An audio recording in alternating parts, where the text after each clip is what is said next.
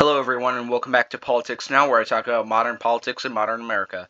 Today, I'm going to be giving my response to a YouTube channel called Let's Talk Elections. He's probably one of the bigger political commentators, and yeah, he is probably he's a Democrat. He's just a Democrat. He has bias towards the Democrats, and I'm not gonna dog on him for that. He clearly has bias towards Democrats, and I have bias towards Republicans. So yeah. I just wanna talk about this map that he brings up and why I personally disagree with it. But I'm not throwing shit on him. It's his own opinion, and I'm gonna give my opinion on this map. And yeah, let's go. And for starting off, we're going to talk about these swing states. Now, this is what I want to focus on, is these three Midwestern swing states, Georgia, Nevada, Arizona. That's what I want to focus on. And he says that Democrats basically have a pretty good chance of winning these, and that and they shouldn't be worried at all because they have a good shot at winning every single swing state, which that's not really true at all. That's not very accurate. Some of these, like Wisconsin and Nevada, they have been trending towards the right, and you saying that the Republican governor in Wisconsin didn't win by that much, or they flipped it in the late in 2022. That really doesn't change the fact that Trump has a pretty big base in Wisconsin and especially the Midwest. That's why he was able to win Michigan and Wisconsin and Pennsylvania in 2016. And he has that sort of white working class Midwestern appeal that really resonates with places like Wisconsin, Michigan, Ohio, Pennsylvania, even Minnesota. He has a pretty strong base in Minnesota. It just happens that Minneapolis is a thing, and that really stops Minnesota from ever changing to the Republicans, let alone escaping the grasp of being a likely to safe Democrat state. But saying that Republicans basically have no chance in Wisconsin, especially, that's just not true at all. Republicans have a pretty good chance in Wisconsin of winning it. It is probably the most likely state to go Republican out of all these swing states that he's calling for Democrats. But yeah, I can see Michigan. Michigan is a weird case where he won it in 2016, but it's gone so far to the left at that since then. But yeah, I don't really see Trump winning it. He might be able to, but yeah, I don't think he really will. I'm not holding my hopes up for him winning Michigan. I mean, since his opponent is Joe Biden and he has a pretty high disapproval rate, especially in Michigan. He is absolutely hated in places like Michigan, Pennsylvania, Ohio. He he really doesn't have a great appeal on the more Midwestern white working class and the Rust Belt, especially and also places like Nevada. People in Nevada, they also kind of hate him and they don't like Joe Biden because a lot of the new Nevada Republican voters that are moving the state towards the right are people who left California because it's gotten so bad there, and they don't really like the sort of Democrat policies that destroyed their home state, and that's why they're moving to Nevada because it isn't completely destroyed by this point.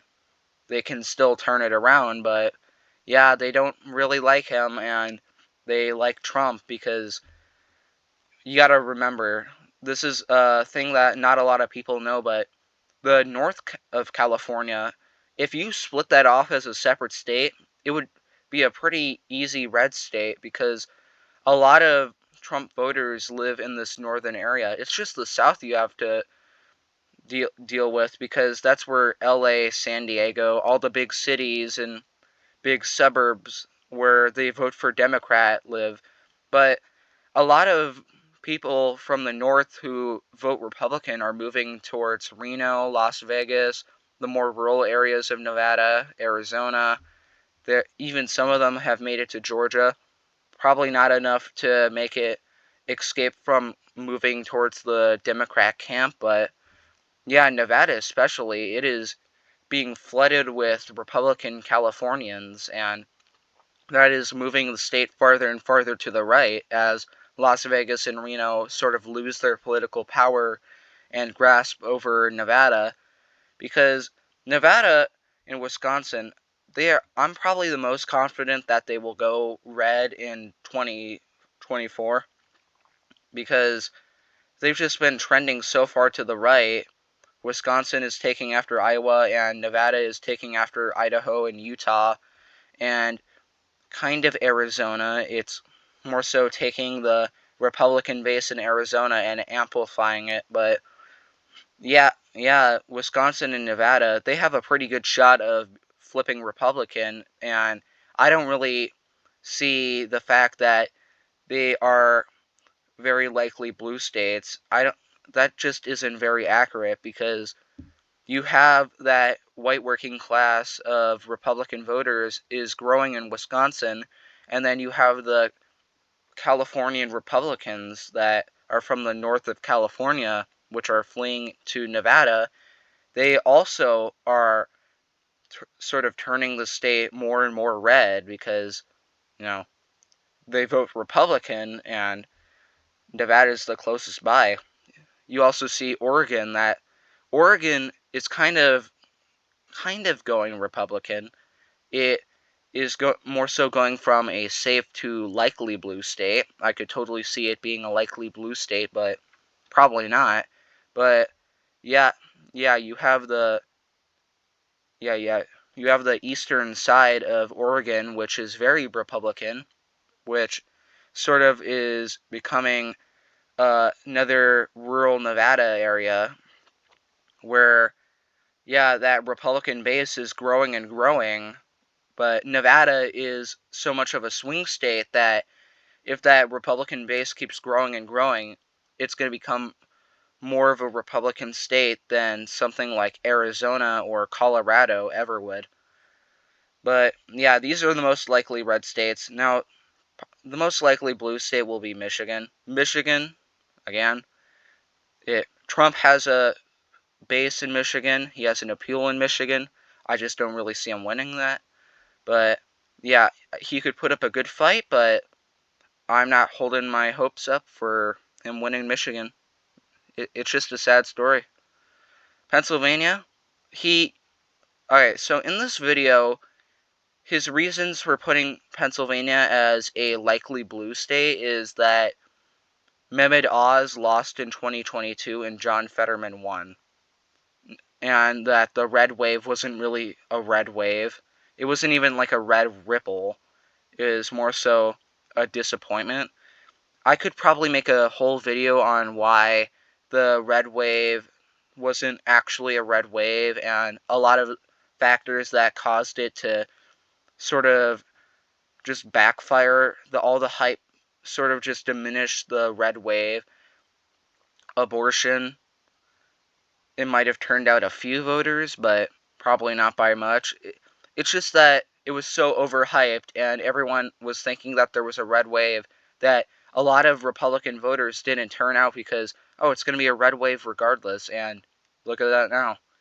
But Mehmet Oz, he was not a good candidate. He was very liberal on some policy positions. He just couldn't turn out the base. And especially in a swing state like Pennsylvania, you don't want to be running somebody who's basically a center left candidate and more progressive than somebody like Ron DeSantis or Donald Trump in this swing state. You don't want to run somebody like that. And honestly, Democrat voters, they'll vote for pretty much anybody who has the Democrat nomination. It's kind of it's just that Republicans don't have that. They're a lot more critical of their candidates, which is why they were critical of Oz, but Democrats weren't critical of John Fetterman. So they voted for Fetterman. A lot of Republicans didn't like Oz, so they didn't vote for him. And and yeah, so they didn't really turn out, but Trump still has a massive base in Pennsylvania. Pennsylvania is still a part of that Midwestern appeal with that white working class, which means that Pennsylvania could probably go to the Republican camp. It would be a pretty tight race, but I could totally see it going Republican. Georgia, they might be able to win it. Republicans might be able to win Georgia one last time, but it's going. The Atlanta suburbs are moving so far to the left. It's just not working out well. A lot of Californian liberals and other liberals from other states who don't really like living in basically an apocalypse. They're just sort of moving to Georgia, and I guarantee you in a couple of years Atlanta is going to be that apocalypse hellhole, and they're going to be asking, why did it happen? I moved here just to avoid that. And then they're going to realize, oh, I voted for it. And then they're just going to go to another blue state and do the same thing. But yeah, it is kind of ironic. But Republicans, Trump, he might be able to win it. Ron DeSantis, he would probably have more of an appeal because he's in Florida, but I don't think it would be by that much. Trump could probably win it again for one last time, but after that, I don't really see Georgia going to the Republican camp anymore. It's just too lost of a cause. And then we have Arizona. Arizona is a very weird case where it's doing the Nevada thing where it sort of is trending right, but also you have it following the New Mexico and Colorado camp of trending left, and it really doesn't know what it wants to be. It voted for Trump in 2016, but voted for Biden in 2020. It is a very strange case because it's pretty much dead even in the state. This would probably be the tightest election in the United States history, especially for Arizona, because they're basically dead even. The other elections in 2024 for like the Senate and stuff, that's a three-way race with Democrats being split. So Republicans probably could use that and win a couple more votes, but yeah, it would be a pretty tight election. I'm sort of leaning towards calling it for Democrats, but yeah, Republicans can put up a fighting chance. And yeah, I think all of these states being a quote unquote safe bet for Democrats is not going to be a very accurate on election day. Wisconsin and Nevada will probably flip red. Michigan will probably go blue. Pennsylvania will probably go red. Georgia might go red. Arizona is really undecided, but if a lot of these states are trending to the right, where Republicans have a fighting chance, it's not really accurate to say that Democrats should be confident heading into 2024. They should not be. Look at this approval rating for Joe Biden. 54% disapprove to a 40% approve. It is not working out too well. And probably one of the top issues, which will be on the top of the ticket for 2024, will be the economy, and especially with inflation, because inflation rates are just so high. 2021 they peaked at 7%. That's not very good. You don't want 70% inflation. Even now, with it being at a lower rate, it still can change. It's still at 4% inflation, and Americans feel a lot poorer, and Trump can probably use his sort of campaign as, oh, the economy under me was pretty good. People felt a lot richer after I left office, and Joe Biden could have rode that, but he went in and completely destroyed it. And yeah, Americans are feeling a lot poorer, and with the economy probably going to being on the top of the ticket, it's not going to work out for Joe Biden, because what does he have to say about the economy? Oh, I caused inflation. That's not really going to do anything. He really has nothing to brag about and nothing to point to and say, oh, vote for me and I'll do this. Or, hey, look, I succeeded at this, because he didn't really succeed at anything. He doesn't have anything to boast about. So he really has not that good of an appeal, but there's nobody else who's going to challenge him. Democrats don't really have anybody more appealing to put on the bench. Maybe you could make a case for RFK, but he's just sort of like a flip-flopper that, if you know 2016, Hillary Clinton tried that exact same thing, but she did not win the election. Trying that is not a winning strategy, it's a losing one. And saying that all of these states are easy Democrat flips is just not very accurate.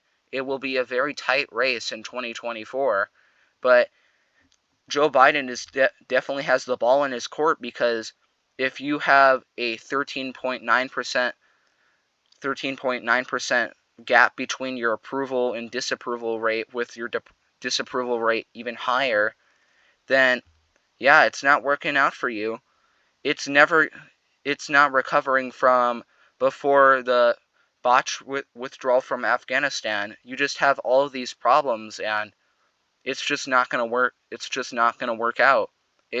It's kind of like Jimmy Carter when he was facing off against Ronald Reagan. Jimmy Carter was the face of the oil crisis. He was the face of the hostage crisis. Joe Biden is now the face of inflation. He's the face of oil prices. He's the face of the failure of our foreign policy.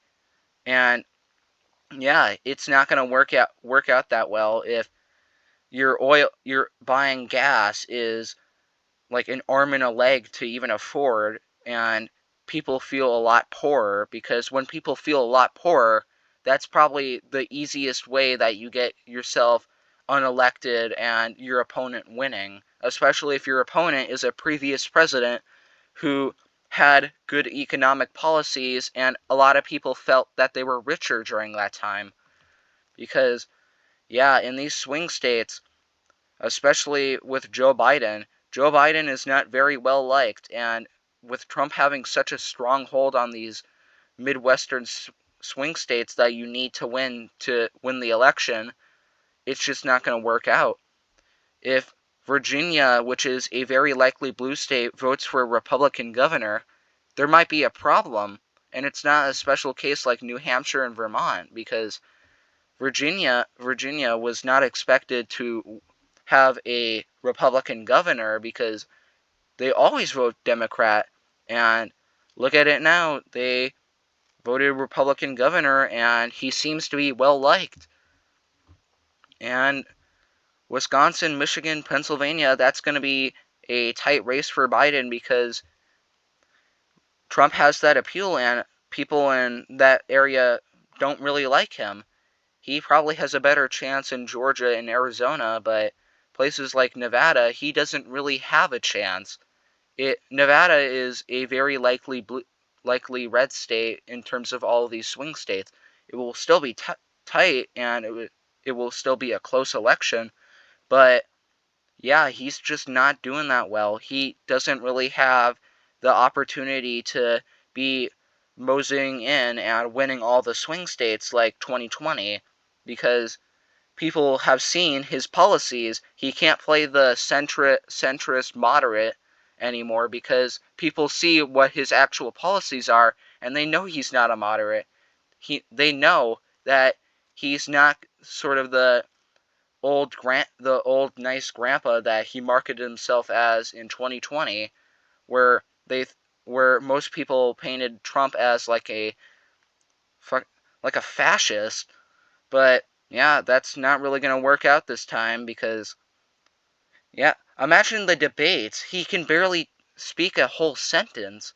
Imagine the debates, how much he's going to be dropping in his approval rate if they see him on the stage being absolutely destroyed by Trump. It would be hilarious, but it's kind of sad. It's basically elderly abuse. You're basically parading around this nearly dead corpse who can't think straight, and you're only using him for political power, and that's kind of sad. A lot of people think that the Joe Biden situation is kind of sad, but is he a good president? No. No, he isn't. He isn't. At be- at best, he's a puppet for other people who can't win the election, so they just use him. So they just use him to gain political power. And at worst, when he actually is competent, he does the stuff like that one speech where he had red lights in the background and he looked like a dictator. Yeah, he's just not working out too well. Calling all these swing states for Democrats and that they're confident. Confident, that's not the right word at all. Confident is not a very good word to describe the 2024 election. They should be not very confident. They should be scared and aware that they could possibly lose and that the ball is definitely in their court and they need to turn things around if they even hope to win places like Nevada and Wisconsin or even Pennsylvania, because he still has that Midwestern appeal and Joe Biden can't really play the moderate card. And yeah, I know this has been a long one, but I just had a lot to talk about. And yeah, tell me what you think of this sort of map and generally this video. A lot of people a lot of people who do the political commentating are talking about this video, and some people like it, some people hate it. Honestly, I don't really have any beef with this guy, and I'm not throwing shit at him. I just don't really agree that a lot of these swing states are going to go very, very, very hard to the left. And honestly, he can have his own opinion, but this is just mine. He's not. It's just not that, you know. It's just not based in reality to call places like Nevada and Wisconsin as like safe blue states. They'll be tight. They're probably trending towards the right, and yeah, you just can't call it like that. All right. Well, that's it. Leave your comments below, and I don't know, like and subscribe if you want to. Bye.